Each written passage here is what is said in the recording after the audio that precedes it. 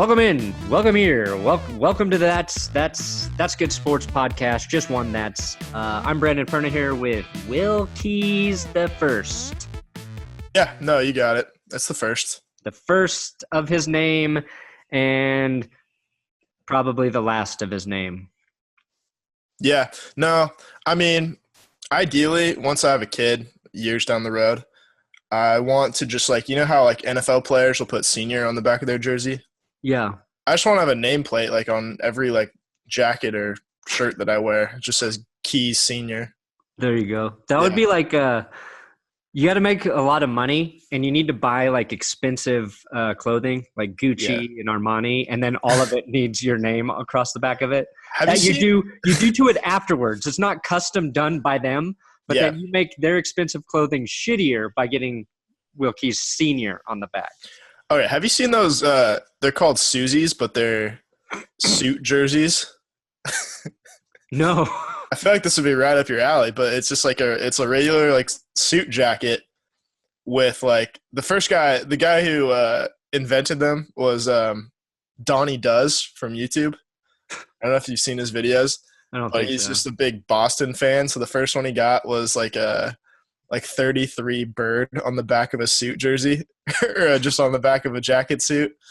And now he's expanded them to all teams and sports. And he's probably making a shit ton of money. Yes, correct. So if anybody's thinking about getting Brandon a Christmas gift, just saying. Just saying. I want it autographed by somebody though. You should wear it to any number of Christmas parties, corporate Christmas parties. Yeah, that they could be in my future. Anyway, this is a podcast that you are listening to with your own ears for football and the Denver Broncos. So Will Keys and I will spend half of this episode on the Broncos, which there's a lot to talk about this week after a huge win against the Steelers. Jeff Heuerman getting hurt, Phillip Lindsay playing with the flu, and then we've got Broncos Bengals preview, and then NFL news: Andy Dalton, Andrew Sendejo, both on IR. Baker Mayfield starting to get hot. Should the Ravens stick with Lamar Jackson? We'll talk some running backs with Chubb, Barkley, and Lindsay, all playing awesome, amazing football. The shit show that are the Jacksonville Jaguars. And we'll do quick game picks for all the games. So really, really getting into the thick of it this season, Will. First, did you have a good Thanksgiving? Oh, it was a tremendous Thanksgiving. I missed just enough of the Lions-Bears game to where I didn't get bored of it too soon. There you go. Because it starts 9:30 my time. Right. Which is, I'd argue, half an hour too early for football, just in my opinion. And good. Do you think the games weren't great? But no, it was all right. Yeah, I had them on all day, but I really wasn't able to pay too much attention. Do you think 3 games on Thanksgiving is too many? No, I think we need more. 4 games. Yeah, because I don't know, for some reason I always stay up very late on Thanksgiving night. I know this is the opposite for some people after they eat all that turkey. But I find myself up until 1, 2 in the morning, and I wish football was still going. Interesting. Yeah, we get Steelers Broncos at 9 p.m. I think that'd be perfect. Second question: how far are you in Red Dead 2? Oh, I beat it. I'm on the epilogue. Oh my god! I beat it a week and a half ago. How much time did that take you? It took me a couple weeks. Okay. I'm 25% through the story. Well, where are you geographically on the map? Where's the second? I'm at the second camp. Where they leave the one by Valentine and then go to the one by the lake. Oh, okay, right. Yeah, you got a little ways to go. Yeah, no, I'm a quarter of the way through the game. No, you're not actually a quarter of the way through the game. Well, I'm a quarter of the way through the story. Yeah, not really, but yeah. Oh, that sucks. I still have to finish the epilogue, but I got NBA 2K19. That's been taking up some time, even though it's not that good. I wouldn't recommend it. When do you remember taking the kid fishing in Red Dead? Yeah, of course. I fucking hate that kid. Did you think Got the about worst voice of all time. did you think about killing the kid just to see what would happen? I mean, I don't think they'd let you do that. But yeah, I thought about it. Of Interesting. course. I just wanted to see if our head was in the same place. Yeah, no, totally. That's definitely what I thought of during that mission. Here's the thing. I play the game honorably. I try to do the right thing, Will, because it's Yeah, usually easier. It's like, hey, fight this guy or just defuse the situation. I'm always Yeah. defuse. Smashing X. But then I had to take that kid fishing, and he was annoying. I was like, what? What if I just drowned this What if you just kid? drop kick him into the middle of the lake? Okay, I'm getting bored of fishing. Yeah. I'm going to go make a flower necklace for my mom. It's like, shut up, kid. Yeah, we got to tear you away from your late 19th century iPad games for a little bit to go fishing and support the goddamn gang for a little bit. Ungrateful little piece of shit. Yeah, really good. How do we segue drowning Jack Marston into the Broncos? I was gonna try to figure that out as well. We can't, so we'll just start with the Broncos beating the Steelers. Yeah, they beat the Steelers like I wish someone would beat that little ungrateful bastard of a child. There you go. No, wait. Before that, I saw this thing where it was like on Instagram, and as somebody like hogtied a person and then placed them under their horse so the horse could shit on the hogtied person. See, what I used to do going back to the original game is I hogtie people and then I just leave them on the train tracks, which is one of the most diabolical things you can do, but yeah, that's pretty fucked up. Pretty satisfying. Yeah, don't do that if you want good honor, because the game is like, no, that's actually a bad thing to do to people. Yeah. For some reason. I don't know why. I'm trying to play with honor. Yeah, just like in real life. Just like the Broncos have been playing with honor for the last 2 weeks. Perfect. Yes. Nailed it. Yeah, so let's talk about that game on Sunday because we haven't really got the chance to recap it. No. And it was a good game. It was. I wanted to do an emergency podcast Monday. I just didn't have the time because I felt there was so much to digest after the Broncos beat the Steelers. It was. What was your biggest takeaway from that game? I think my biggest takeaway, and something that's happened the last couple of weeks, coincidentally, both wins, is the Broncos won the turnover battle. And not only did they win the turnover battle, they were 4-0 in the takeaway versus giveaway category on Sunday. And that's, I mean, if you just boil it down to one single element that won them this game, it was the big turnovers because, Amazon Man's here. Don't worry, I got the Ring doorbell. I can see who's there. It's the FBI. You've been talking about killing kids. You say you're going to drown a video game character? Let's take a look. Let me see. Do I need to go check this out? Let's find out. Yeah, hold on. You carry the podcast, Will. All right.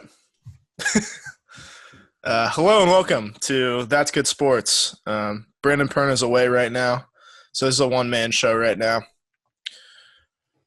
We're going to be talking about the turnover battle.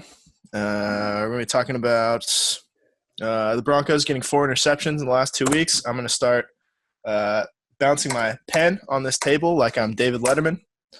I'm really just buying time until Brandon comes back. I don't know who's at the door. I thought it was just an Amazon man because that's usually the only people that come to your door in the middle of the day, at least in my experience. I'd have to imagine that it's the FBI. Don't worry, it was just a package I had to sign for. Yeah, you're going to want to cut that out. I know I promised I'd stop, but I went on another racist diatribe again. Again, huh? Yeah, this, Well, if I don't listen to it, then I don't have to take responsibility for what you said. This one was pretty bad. Okay. Basically every ethnic group. You offended every race. Yeah. Well, it's pretty impressive. Okay, so we were talking about Steelers turnovers. Okay. Yeah. That definitely was the difference for the Broncos in that game. Also, it's like it's, reverse of what we've seen all of the losses late in the game. The other team is making mistakes and the Broncos aren't. It's crazy because I think the Steelers had 200 more yards of offense than the Broncos. So, I mean, that's basically 2 touchdowns of full-length field. You know what I mean? Well, they got like a fifth of their offense on one single play, which always helps. 96, 97-yard play to Juju Smith-Schuster. 2 97-yard touchdowns this week in the NFL. Oh, really? Kind of crazy. Yeah. Who got the other one? Lamar Miller with the Texans ran it for 97 yards. That's crazy. Who I saw somebody make a joke about like we're the Steelers. You pin us 3 yards from the goal line. We got to play for that. Yeah, but you put us at the 2-yard line. We have no fucking idea what to do. No, it would have made a difference. I think Roethlisberger would have got sacked on that play if they were at the 2. That would have been a yard closer for Shelby Harris to actually get to it. No, I'm saying at like the Broncos 2-yard line, like at the end of the game. Oh, right. Okay. See, they really had no idea what to do. No play there. Yeah, that was. Yeah. Did they? I guess they ran it one of those plays. It's. They ran it against a really like bad front to run against, which I think Tony Romo was like saying before the play, and they still ran it. Oh, yes, right. He was like, "This is." It's like they really shouldn't run here. And Roethlisberger turns and gives it to James Conner.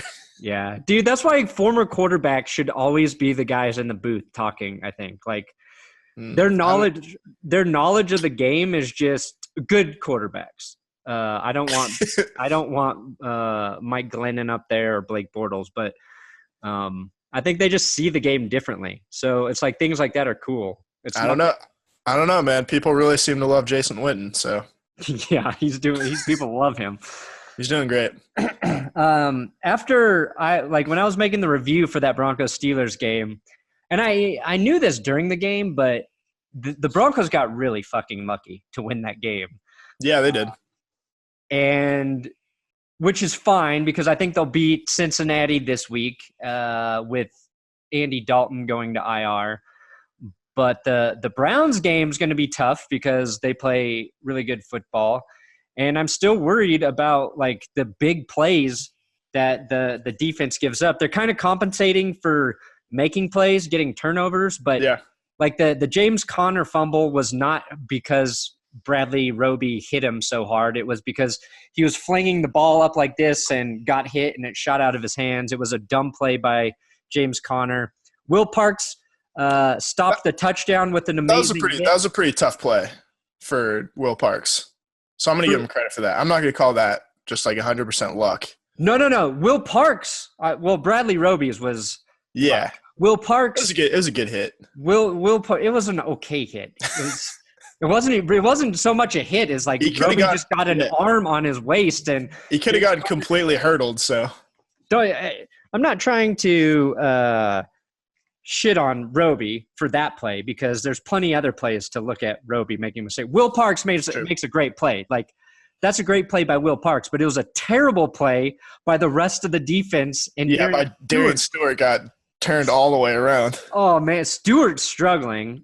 This is the worst I've ever seen him play. So it's, and I thought Isaac Yiadom did a decent job, but even he got a little lucky when James Washington dropped a wide open pass. It's true.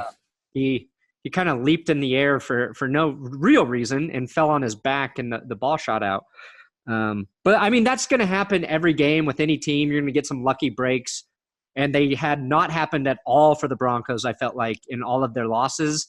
And I guess my concern is like, I don't know whether to buy in and say, okay, they've kind of turned that corner, or if they don't get those breaks, if they're just going to lose again. You know what I mean? No, I think I'm starting to buy in a little bit just because I think at any other point in this season or even going back to last season, after that 97-yard touchdown that put the Steelers up 17-10, I think most teams would have folded after that. Like that's just such a momentum booster for the road team. Just to shut up a crowd like that after being pinned at your own 3-yard line, that I think most teams kind of just, call it a day after that. And I kind of figured that watching the game, I thought that was what they were going to do. And then They get a little 3-and-out, but then they come back. Chris Harris gets the pick. First play off the pick, I think, Case Keenum goes deep to Emmanuel Sanders, which feels like an old-fashioned, like, super aggressive right after a turnover Mike Shanahan call, or kind of like that's kind of a Peyton Manning signature too. But I really like the play calling there. They're in the end zone on the next play. And then after that, they keep winning the turnover battle. They don't give it away. They get 2 more turnovers, and that was obviously the difference. Yeah, the thing I'm not worried about is the Broncos giving up as a team. Like, if the game's close, and even if they get down a little bit, we've seen resilience from this team, even in their losses. So I like whatever that chemistry is that they have going. If Case Keenum keeps at least just limiting turnovers, like he's played a little bit better, but he's eliminated the turnovers, which I think has made a big difference, overall for the team. Yeah, no, it's been huge. But there's still a lot of questions. A lot of them kind of go back to coaching for me.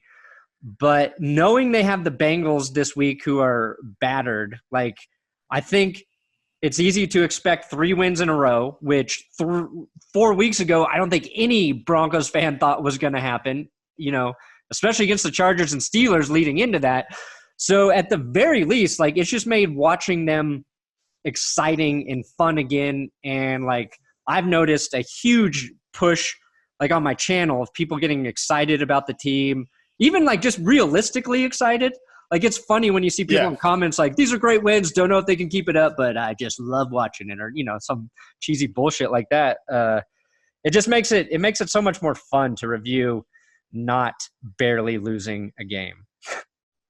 Yeah, no, it's just, I mean, when you think about this team versus the 2017 team, the 2017 team just, once they got down, they're down for good, and they didn't really make any effort to come back. All the games that they won, they kind of just, like, got off to a quick start and held on the rest of the way. This team, I don't know, this team's very resilient, and obviously people have been talking about the schedule coming up. They're not going to play a quarterback or an offense as good as Ben Roethlisberger or the Steelers again. So I don't know. I think it's very reasonable to be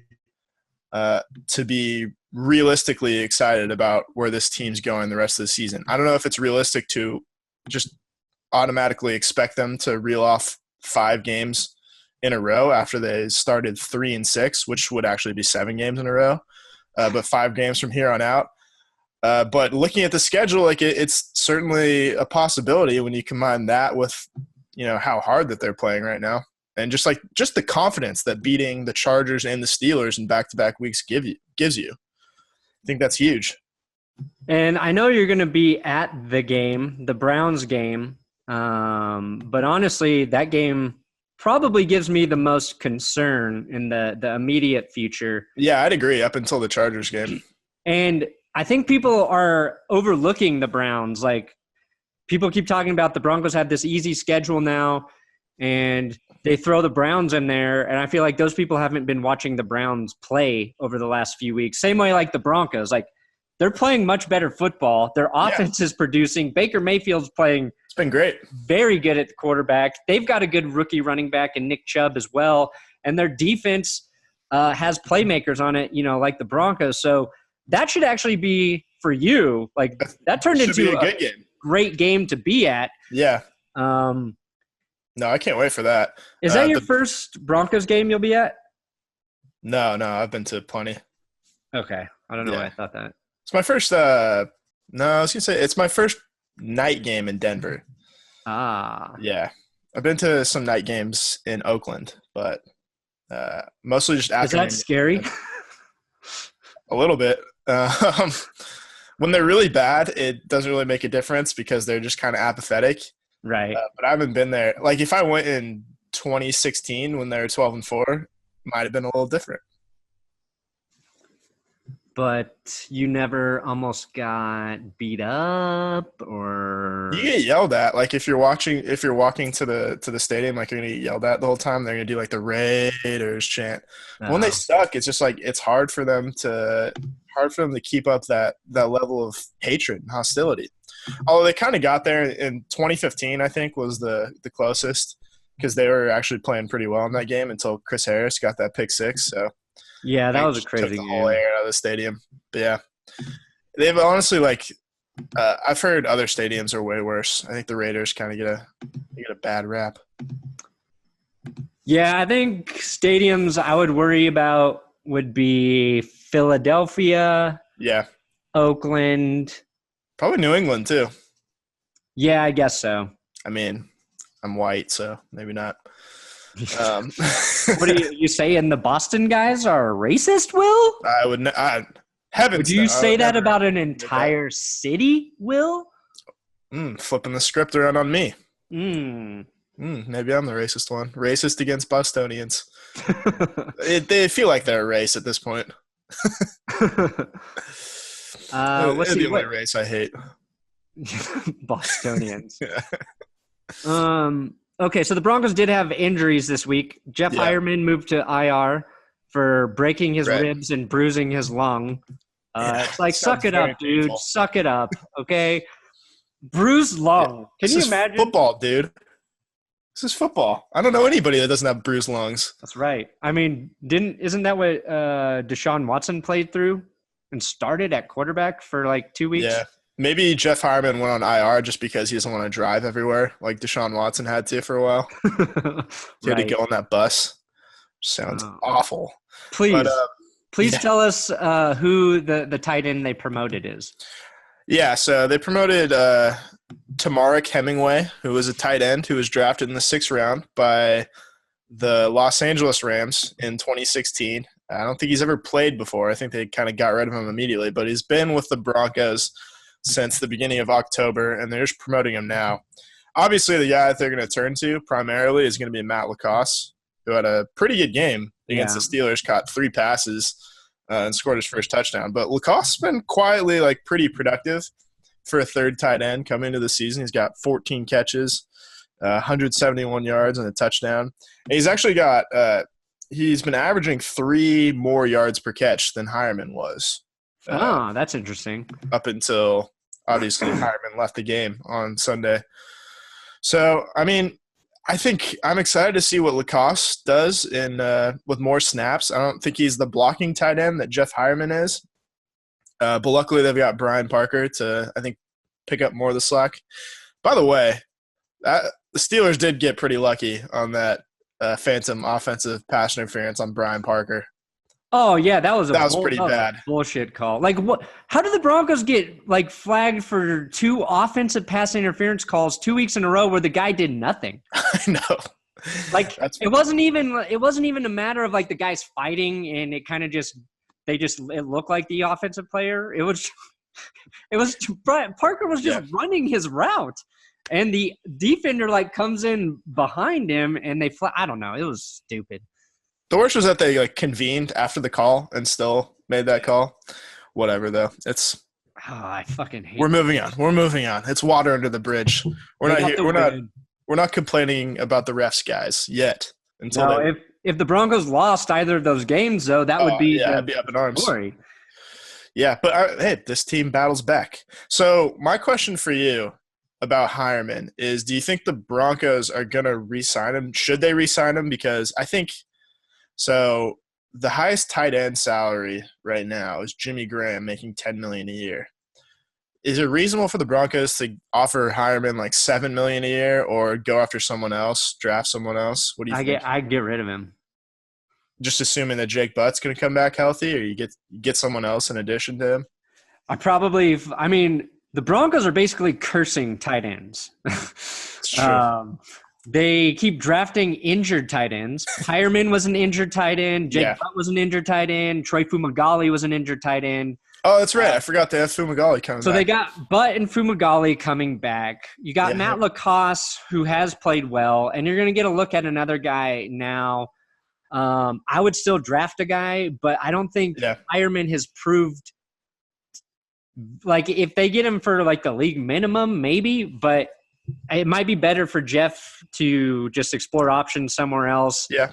It shows, I mean, he's shown like when they involve him in the passing game, he's a pretty good receiving tight end, but it's like the Broncos aren't consistent with it. Although Matt Lacoste had a big game.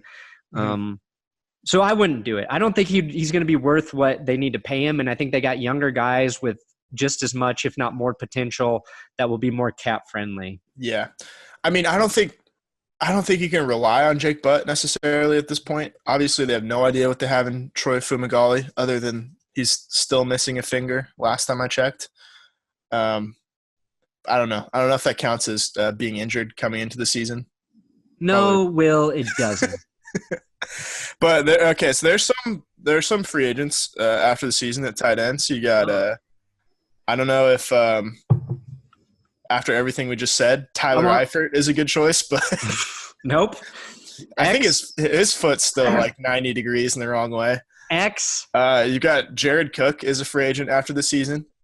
That could be a smooth move. I don't know. Like he's been probably the best offensive player for the Raiders this season. But since they're rebuilding, I don't know if they want to offer an older tight end a new deal that's going to be more expensive than his current one. I would say I would take a flyer on Cook. Yeah. You got Demetrius Harris from the Chiefs. No, I don't trust guys named Demetrius. Fair. And then you got Jesse James from the Steelers. I don't know if you can trust a man named Jesse James. Yeah. Or the coward Robert Ford, who shot him. That's one of my favorite movie soundtracks. Yeah, it's a good one. Nick Cave did that. Let's see. Jesse James I would take only because I think such a cool name. Yeah. He's a good blocking tight end, I believe. And he's already used to not getting a lot of targets. Yeah. So I don't know if he'll leave Pittsburgh though. I don't know what that, but Cook would be one, and then I think Jesse James would be second on my list. But honestly, I would look to the draft before even signing one of those guys. Fair. Nothing for Eifert? Fuck no. Okay, fair. All right, so we can move on.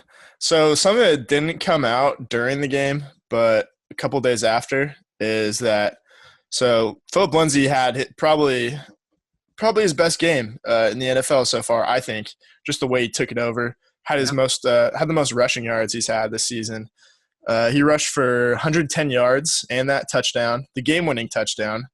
And it all happened while he was sick with a 24-hour flu bug. So he said after the game, I don't really pay too much attention to trying to be the macho man. It's just something that happened. I knew I was going to play regardless, so I didn't bring any attention to that. So I'm just gonna throw it out there. Phillip Lindsay, 110 yards, game-winning touchdown with the flu.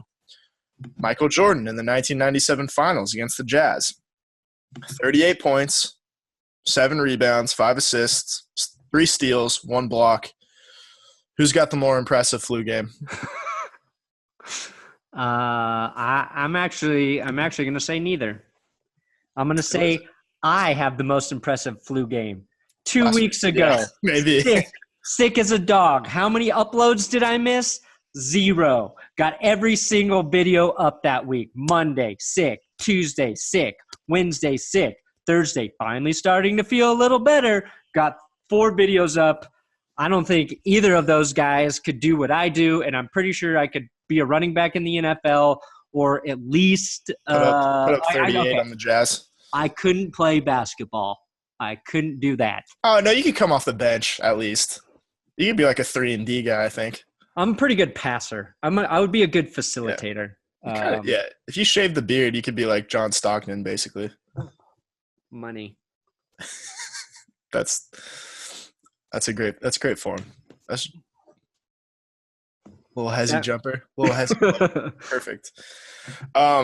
There's been rumors that Michael Jordan wasn't actually sick with the flu. He was just really, really hungover. and he threatened NBC to just like report that he had the flu. Yeah, he put a gun to Jim Gray's head. He's like, "You're gonna tell people I have the flu today." Yeah, I came back at 4 a.m. drunk as shit last night. Yeah, knowing how like crazy Michael Jordan is, that I believe that. I believe that story. Absolutely. So I'm going to Phillip Lindsay, obviously. Yeah, we'll give Phillip the credit. Mm-hmm. All right, so we talked about it. Got the Bengals this week. Oh yeah, big news, big news on the injury front for Cincinnati.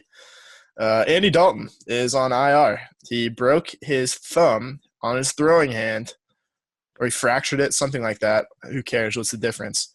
But he's injured this thumb twice now to end the season. He did in 2015 when he was having the best season of his career. And we got A.J. McCarron. This time he's hurt again. That'll give us Jeff Driscoll.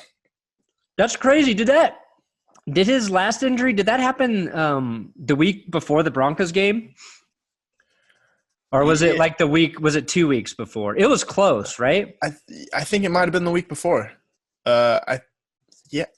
So what do we know? Close. What do we know about 2015? The Broncos beat the Bengals team, and then they go on to win the Super Bowl. They beat them late in the season. It could happen again.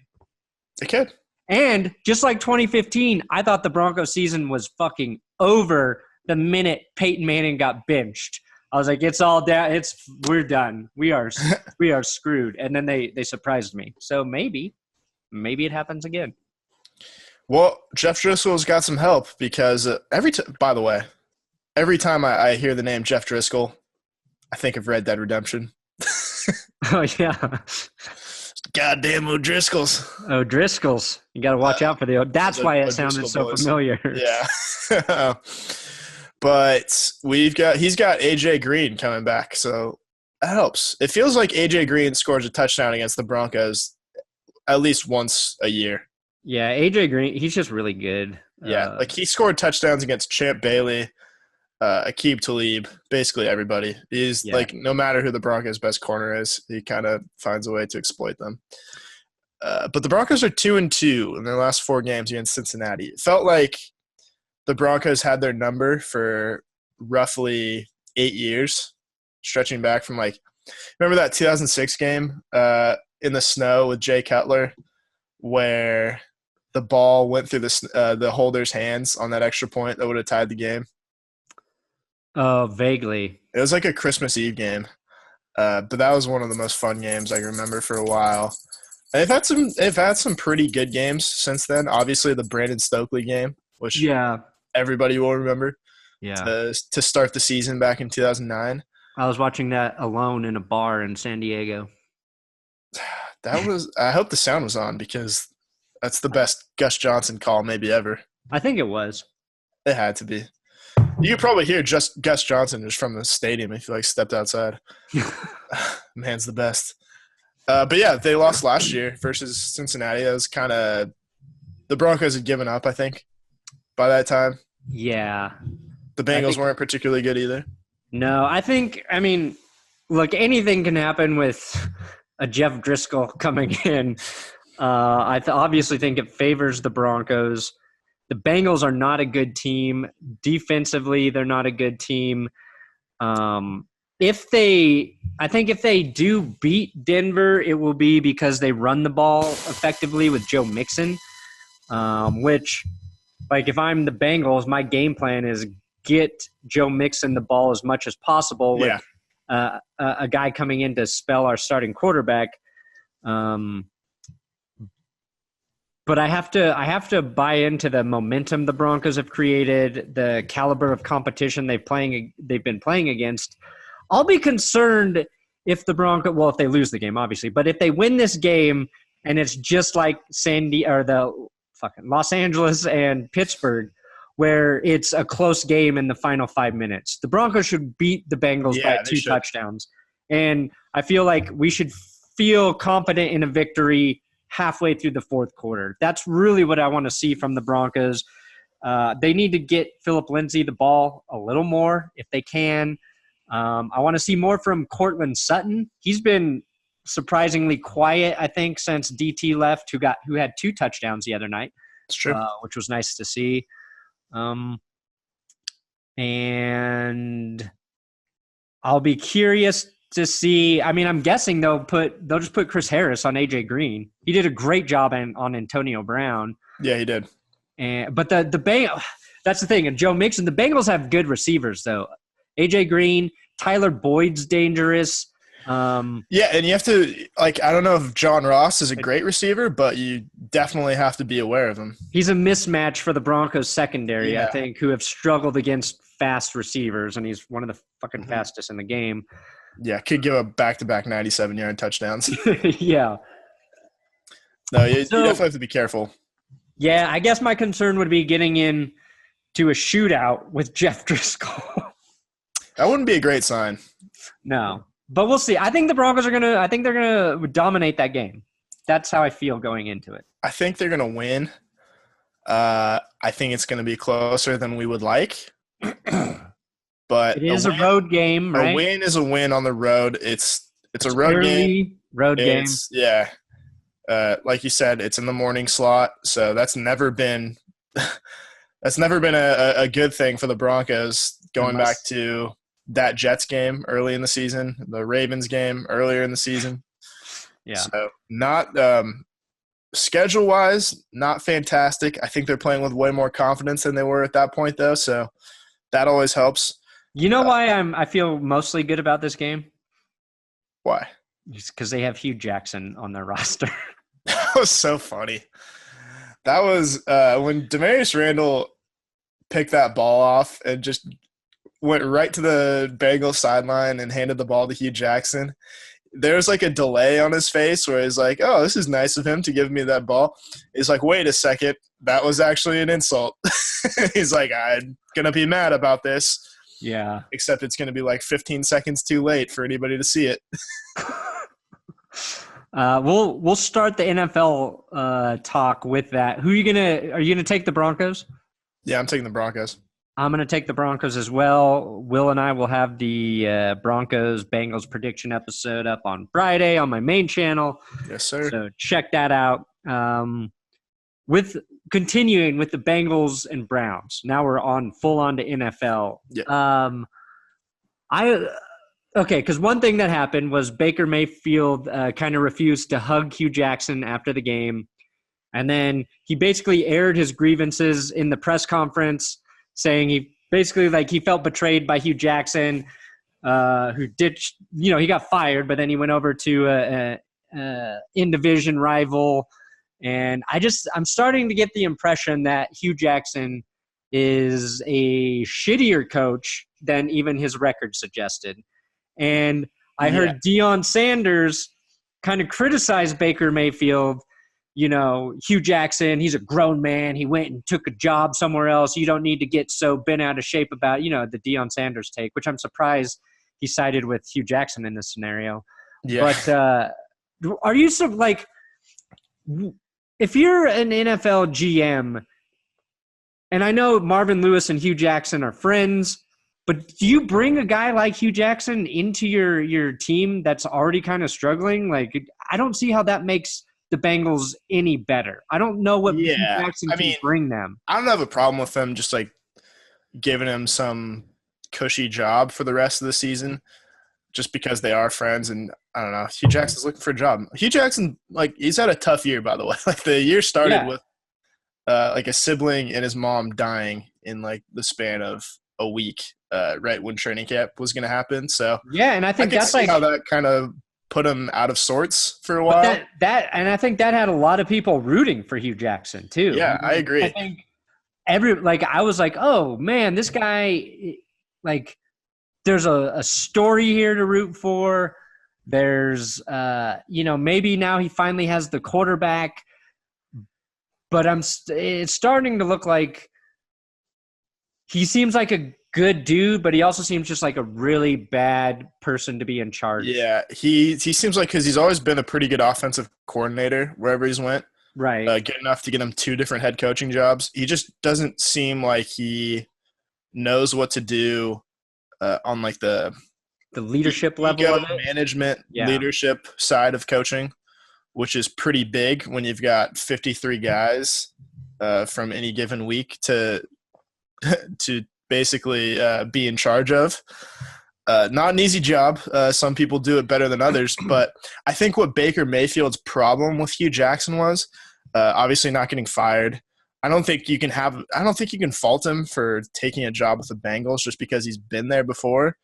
And I don't know, like Deion Sanders said, like can't fault a man for taking a job when he's unemployed. Other than that, though, like I think because he did that media circuit for a while in between the two jobs, and his thesis was basically like on First Take and all these places, all these take shows, was that like it just wasn't his fault. Right. And obviously we know Baker Mayfield watches all of that shit, all that shit on ESPN because like he'll comment on First Take's Instagram. Yeah. And like Colin Cowherd, obviously he pays attention to. So he definitely got word of that. And I think that pissed him off. Between like after that and then going to the Bengals, I could see how he could be upset. Yeah. No, I mean, I understand like all sides of that.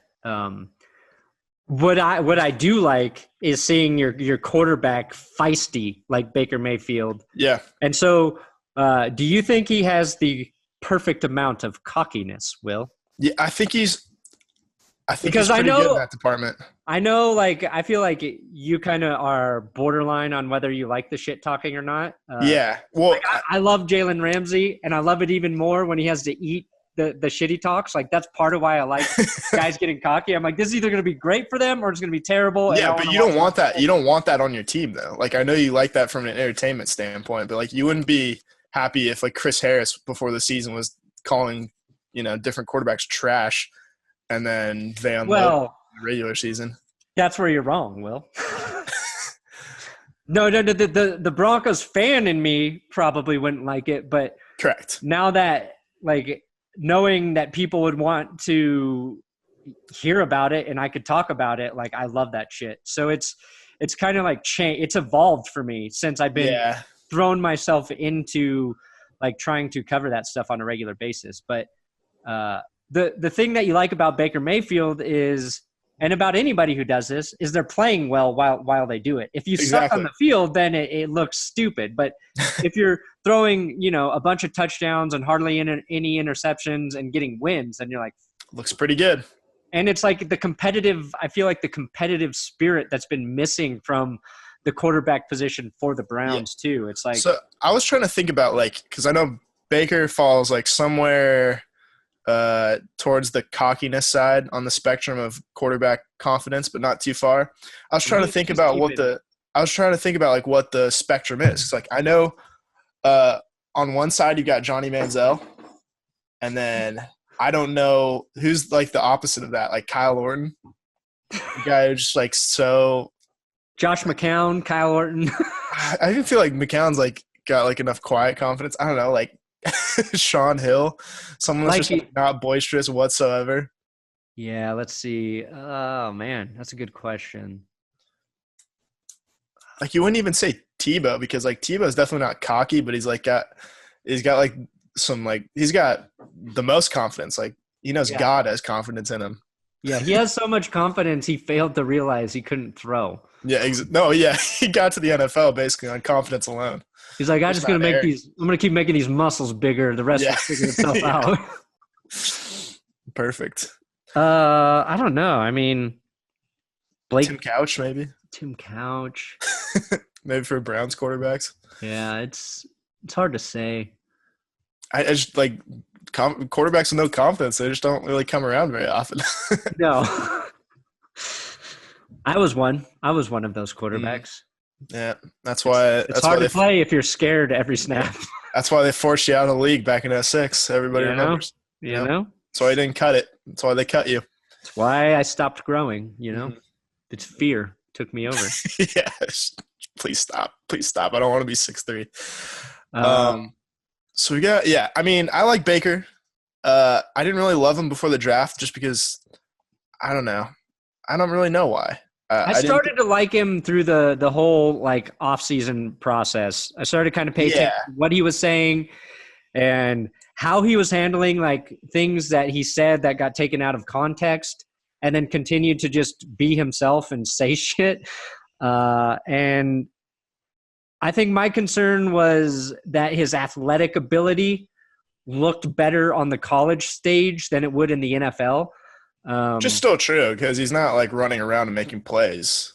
He's scrambling, but he's not like ripping off like big runs and things. He's not making the plays in college, but like he's adapting really well. Yeah, and he's one of those quarterbacks that he has a feel for the pocket and he knows when to move and when to extend plays. Like that's what impresses me when I watch him. I'm like, shit, this guy he has that timer in him, that fucking like Aaron Rodgers sort of thing where you're like, how does he know that the pressure behind him is breaking down? And we've seen the opposite of it with Case Keenum, quite a bit.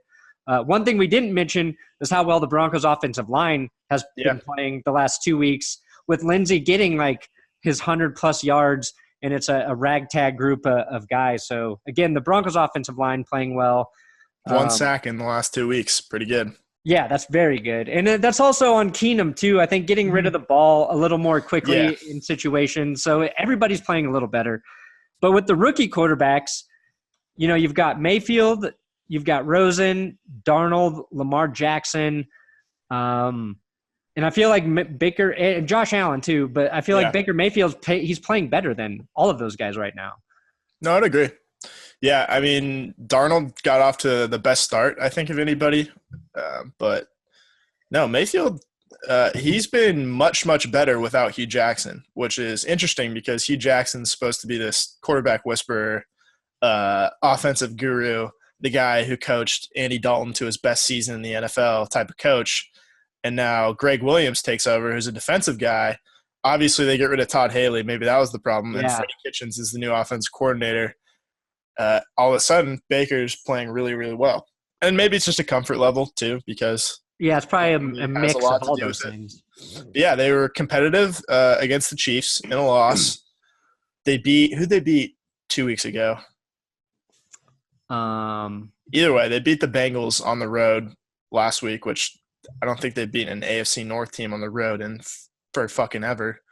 So that's a big leap for the Browns, and that's another reason why they're not a team to overlook for the Broncos whatsoever. Yeah. Okay. Yeah. So they lost to the Steelers, they lost to the Chiefs, and then they beat the Falcons, and then they beat the Bengals. Right. Pretty good. I mean, not like juggernauts this season, but those are games they wouldn't have won, I don't think, early in the season. No. Especially last year or the year before. So looking back at the draft, like the Bengals look like the Browns look like they took the right guy with the number 1 overall pick. Yeah. And the right guy with the number 4. Right. Although, it just depends. Like, because Chubb and Denzel Ward have both been really good. Depends, like, do you value a corner or a pass rusher more at that spot? Which I could see an argument either way. Yeah, but I mean, I feel like the Browns have enough pass rushers too. Like they've got Myles Garrett. They've got, well, I guess that's all I know. Ogunjobi, that's right. We talked about it. I talked about him a lot earlier this season, and then I forgot about him. How do you forget? But they took the other Chubb. They got Nick Chubb, so it's really pretty good. They were halfway there. Okay. One thing I want to give the Browns credit for, their front office, is getting rid of Carlos Hyde and giving Chubb a big workload later. Because like if you're going to draft a guy in the second round, you might as well like see what he has early in his career. Because like Carlos Hyde's definitely not the future running back for them. I don't think he's the future for running back in Jacksonville either. But you drafted this guy high, you might as well see what he can do as a runner and a receiver, and he's playing really, really well right now. He's up there with I think he's the 3rd best rookie running back this year behind Saquon, Phillip Lindsay, and then he's right behind them. I know. I think you're right. I think he's starting to figure it out as well. I think Carlos Hyde is the future in Jacksonville for this week, though. Will, this is true. You'll get no argument from me. No, Nick Chubb, I think, Like you look at the two guys behind Lindsay and Barkley that are having good years, as a rookie running back. It's Chubb and Kerryon Johnson. Yeah. Nick Chubb, I think, is impressive because he does the two things well. He rushes the ball and he catches passes out of the backfield really well too. And the one thing I wish the Broncos would do is involve Phillip Lindsay in the passing game more.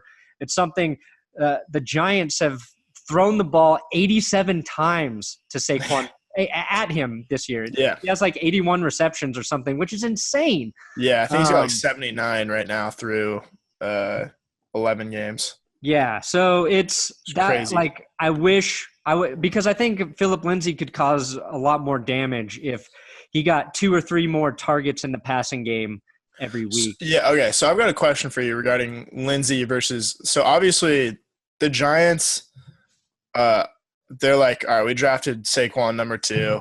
We're going to use the fuck out of him. We're going to give him like whatever, 400 touches plus this season.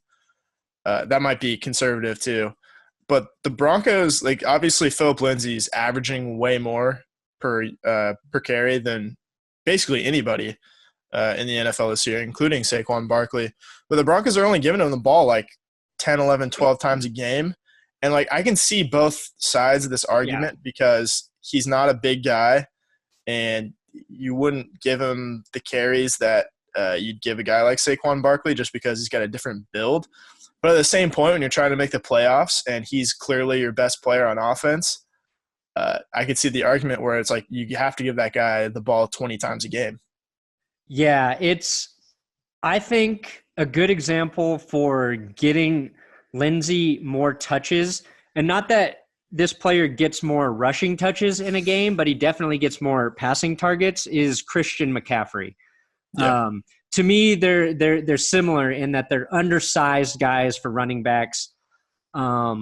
People had questions about how they would hold up in the NFL, but like right now, if you look at how the Panthers are using Christian McCaffrey, like he's getting a ton of the ball's in his hand a lot every game, and I think one thing you see with Phillip Lindsay is he doesn't take a ton of big hits.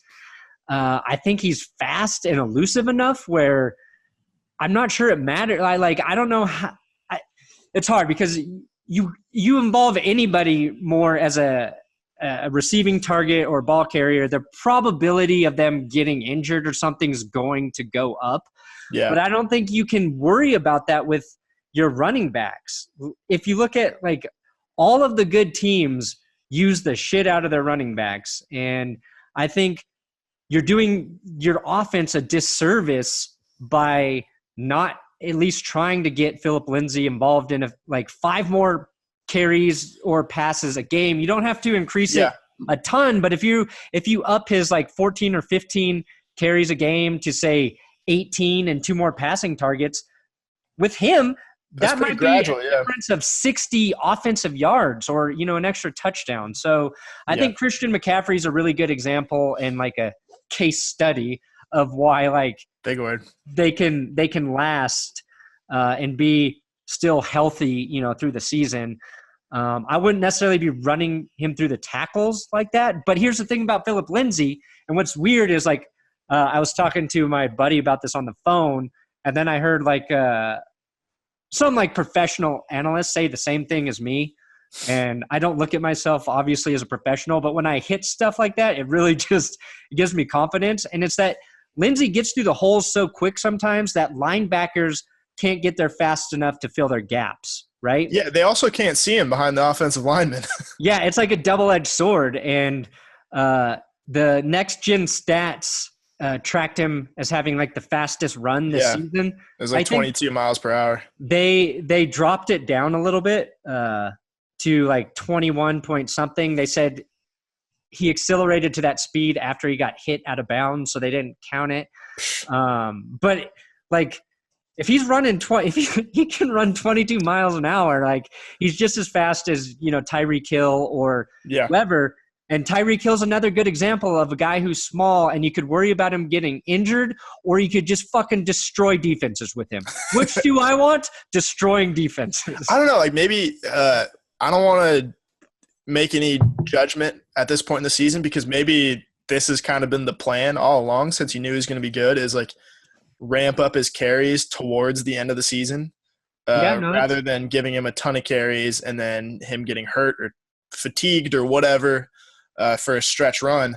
And maybe this will just kind of be like, I don't know, like revisionist history that now they give him more carries now that they realize he's really good and they're in the middle of a playoff run. It's a good way to frame it for the Broncos, but I want to see them just run the ball more in general. Like I'd like to see if you're not going to give Lindsay those touches, like give Freeman some more touches because he only had like 3 or 4 carries, I think, against the Steelers. And he seems like a guy that needs a few more. I agree. He's not catching passes really. And I think you could have offensive formations where Freeman and Lindsay are in the backfield. Yeah, I agree. Like the shotgun with a running back on either side. You know, you that means you have a threat to run it to the left or to the right, or sneak one of those guys out there and dump them off the ball. Like, yeah. And if Lindsay gets more carries, you would probably see his average per carry drop a little bit.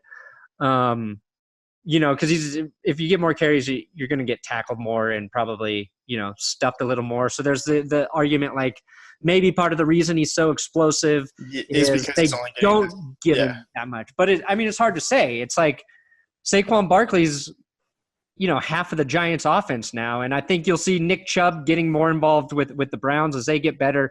So maybe we'll see the same thing with Phillip Lindsay. We can transition to talking about should the Ravens stick with Lamar Jackson.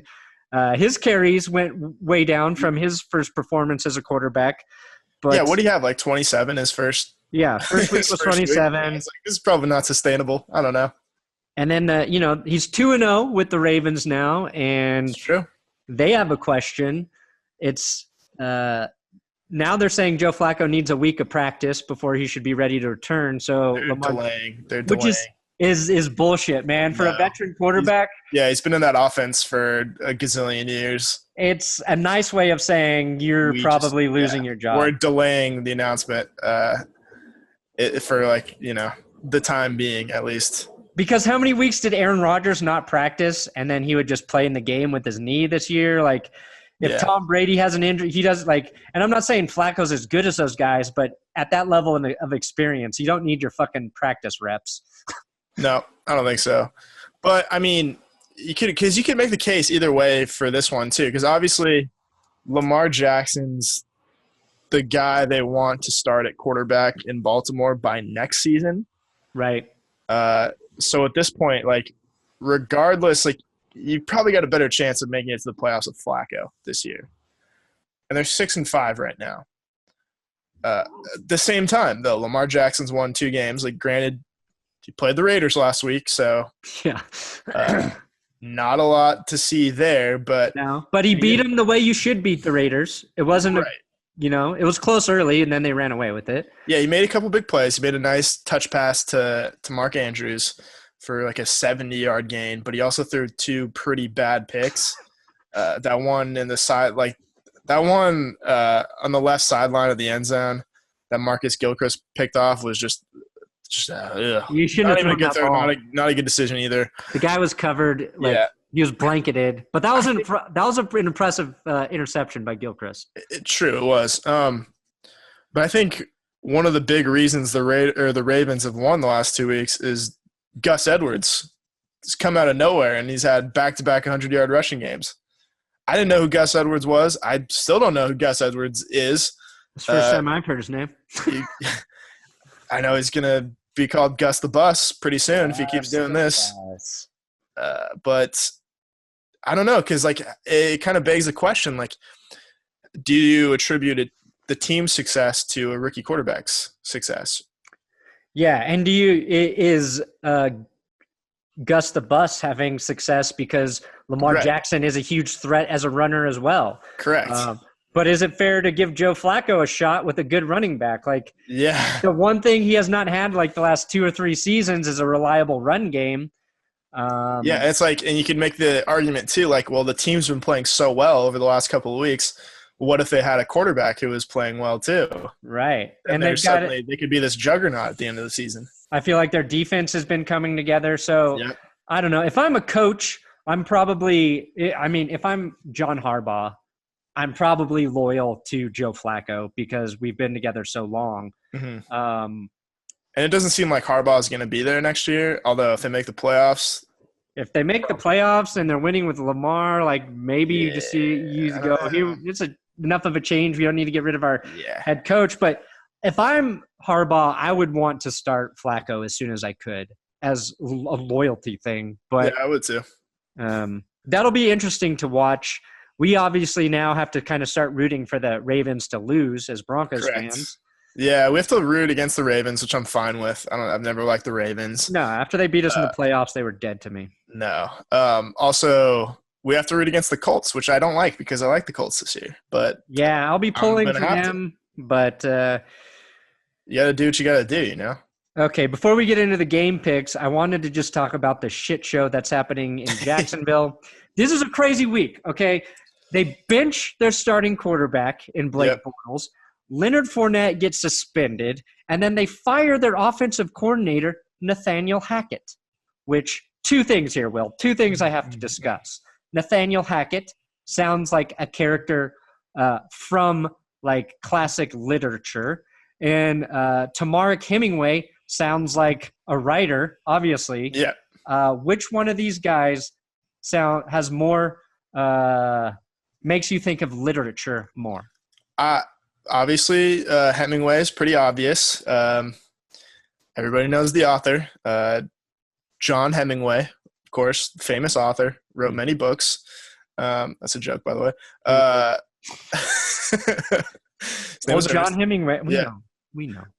But Nathaniel Hackett, for me, not only does it sound like Nathaniel Hawthorne from The Crucible, but it sounds like the book Hatchet from yes, Gary Paulson. You know how many times I read that book? Twice. Probably. I've never read any book more than once. I think everybody read that book in like 5th grade. I know I did. Yeah, that was like the first book I think I read, and I was like, fuck, I liked reading. Yeah, this book's pretty sick, dude.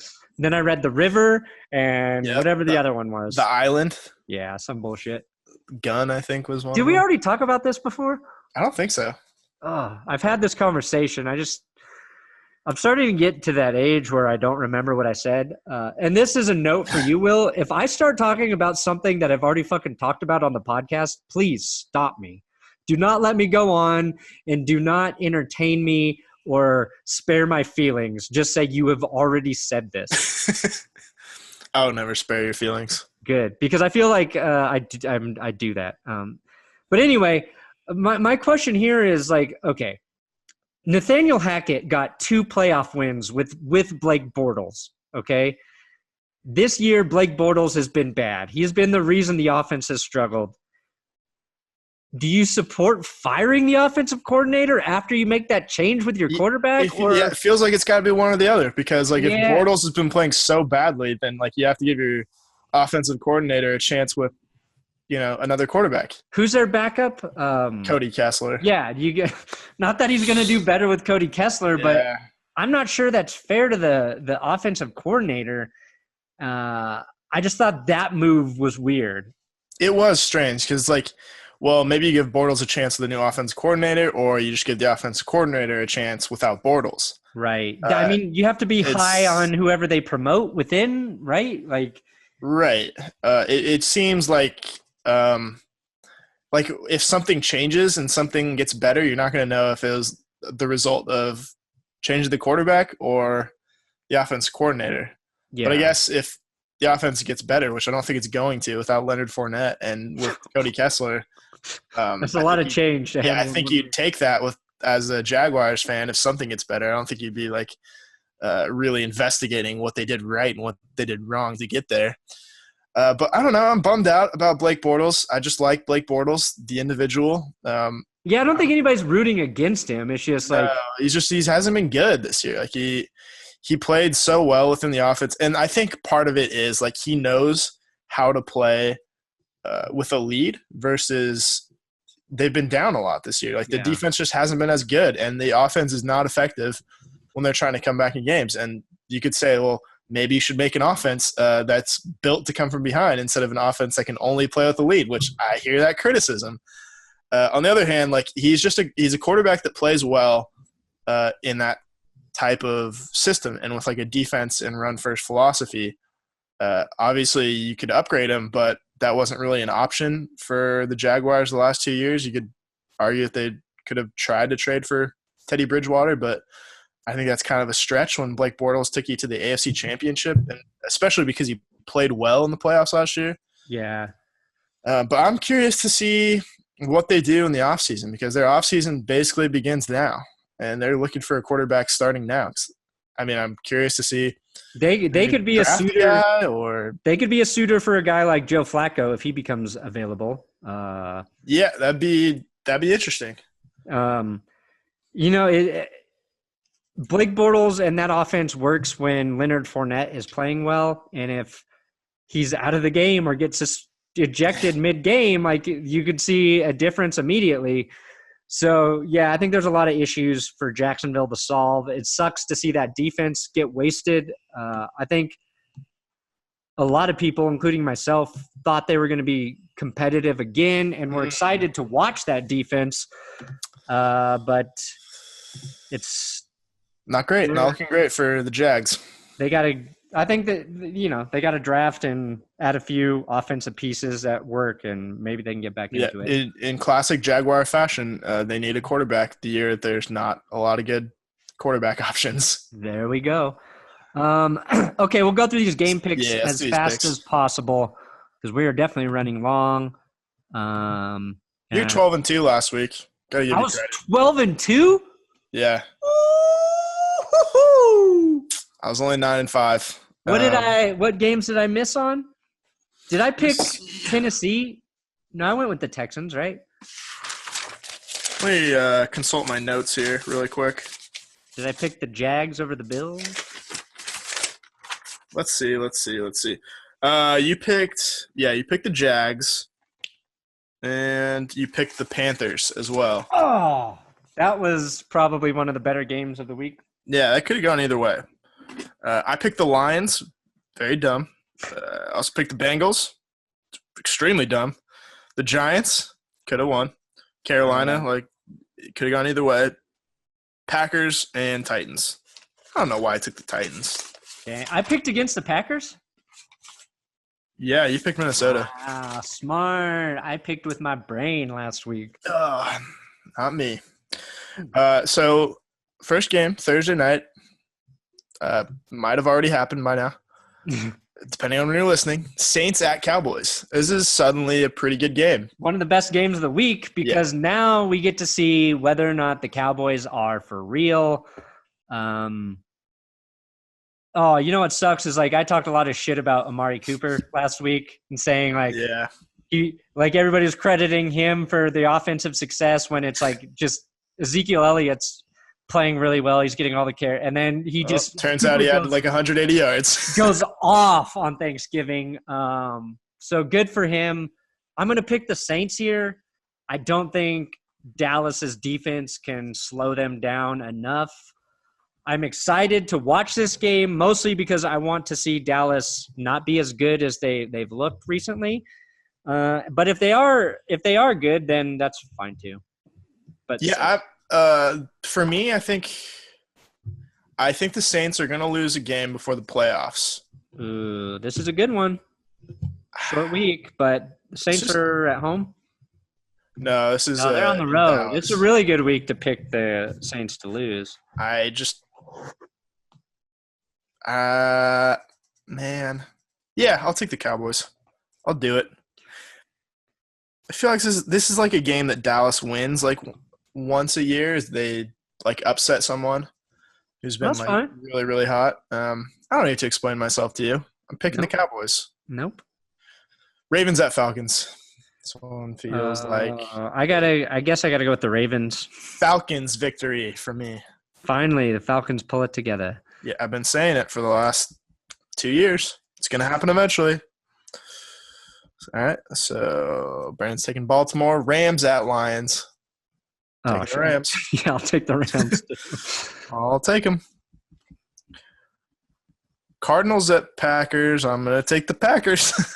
Ooh. Yeah, I'll go with Packers too. Packers been playing really, really poorly. I don't know, man. It's kind of depressing to see Aaron Rodgers just not be good. Yeah. And play on a bad team right after he signed that contract, especially because 35 is still I mean, I don't think there is a prime for quarterbacks anymore, but you're looking at Drew Brees right now, but yeah, he feels very hamstrung by his own organization. He should have left. Yep. Come to the Broncos. Exactly. Do the right thing. Browns at Texans. Good game. This is a sneaky good game.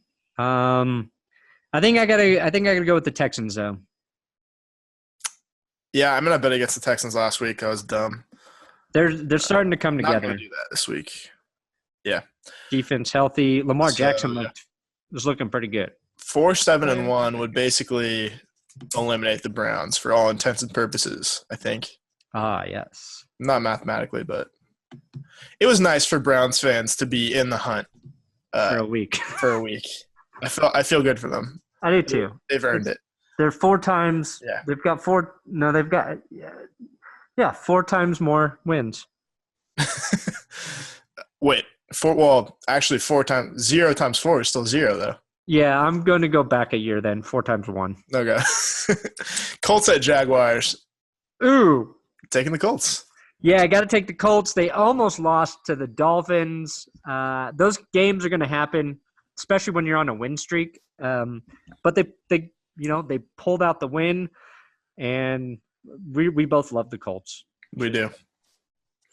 No, Andrew Luck's playing as well as anybody, and I think I said this earlier, but if you're talking about MVP in the truest form of the word, he is the most valuable quarterback to his team, I think. Very valuable. More so than Mahomes or Goff or probably even Breeze because they use a lot of Taysom Hill.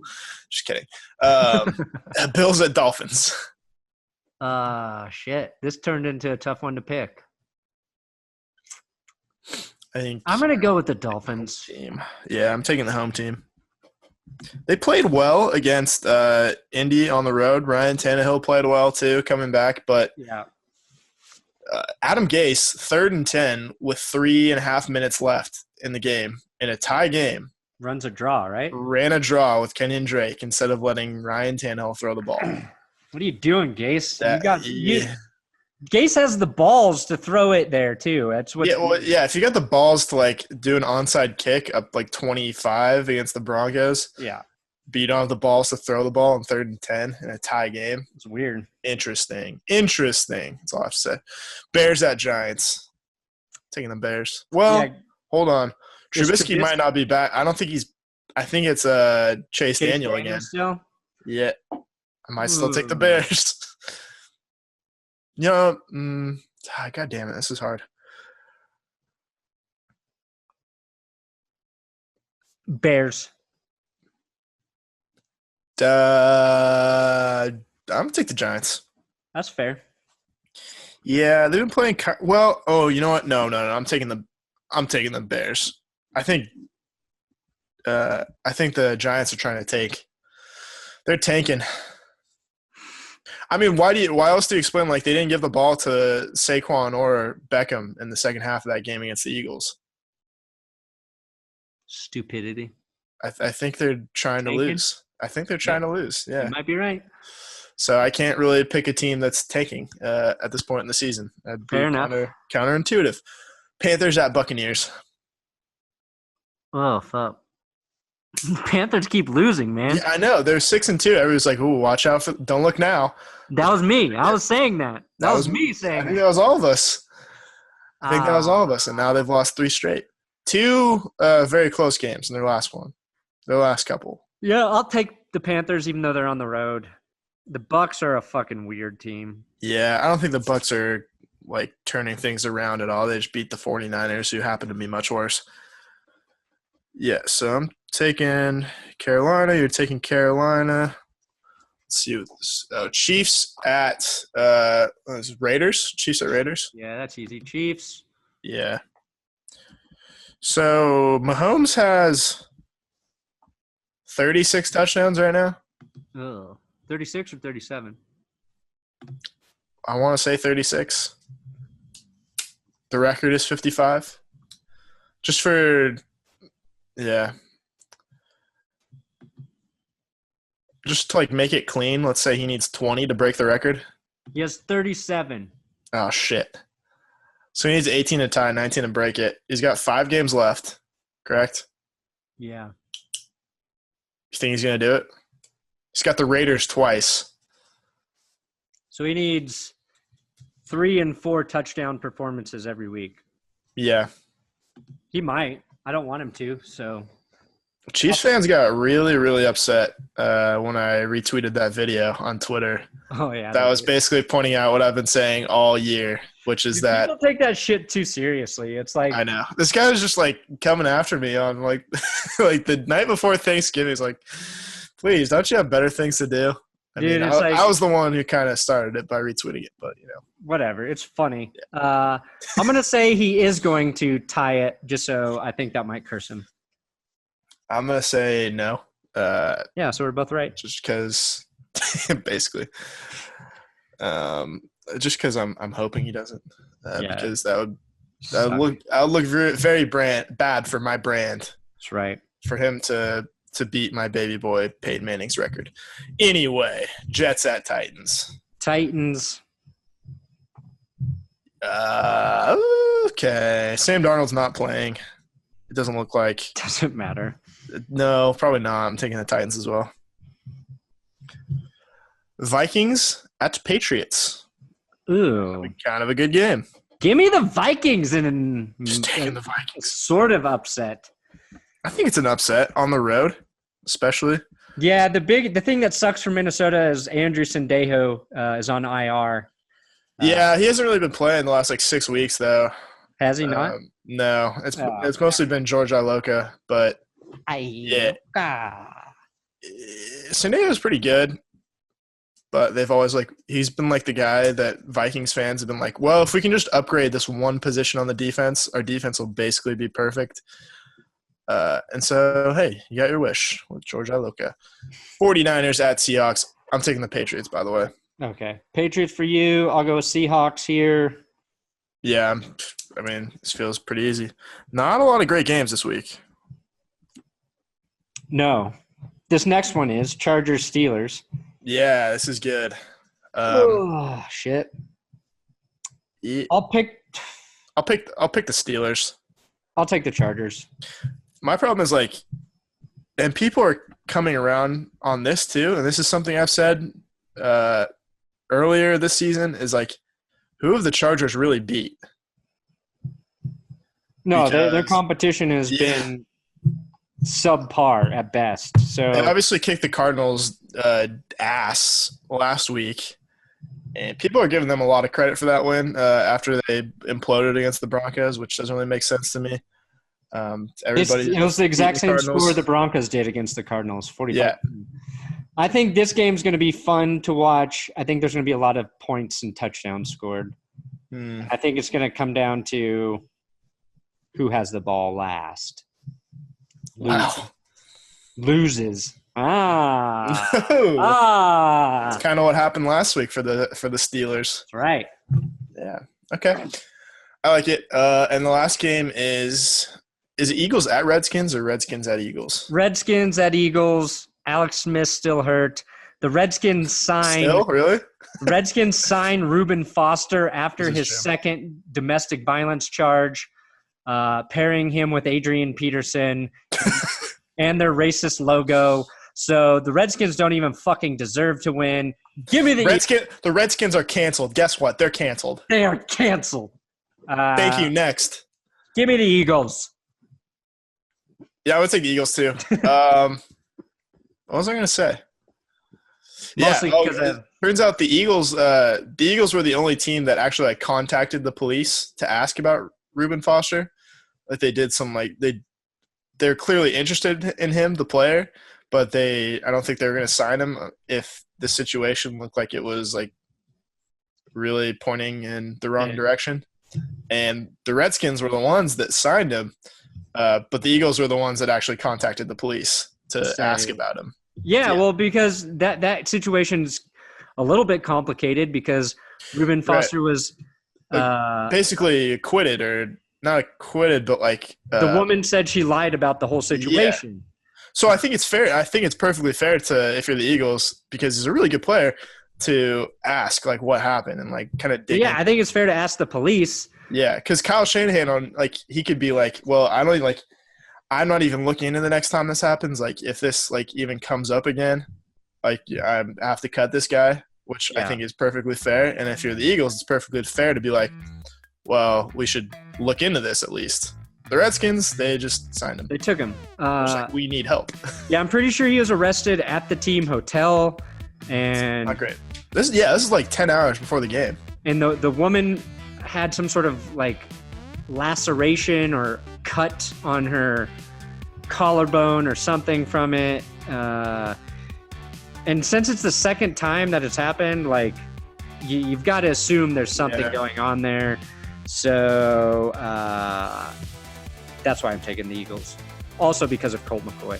Yeah, I think I'm taking them for the Colt McCoy reason more than that. But and not because he's horrible, just like Alex Smith, I think was doing a lot for that team that you don't really see.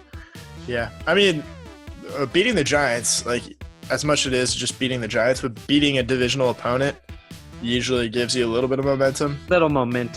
So maybe they can do it again. And they're starting to find their running back too. Yeah. No, Josh Adams. Yeah. Who, like, I watched him at Notre Dame, and I always thought, like, this guy's good. Like, I don't know why he went undrafted. I think he was injured or something, but I think the moral of the story is no one knows what the fuck they're doing with running backs in the draft. Yep. Between Phillip Lindsay, Josh Adams. So don't even worry about it. Just take whoever you want. Or just wait until after the draft and sign someone good. Hand off the ball. And you'll be fine. Okay, right. That's the end. You have reached the end of the podcast. Thanks for listening. Will's on Twitter at WillKeys6. Every Thursday we upload these bad boys, so subscribe on iTunes or whatever. You probably aren't. Do it. Bye.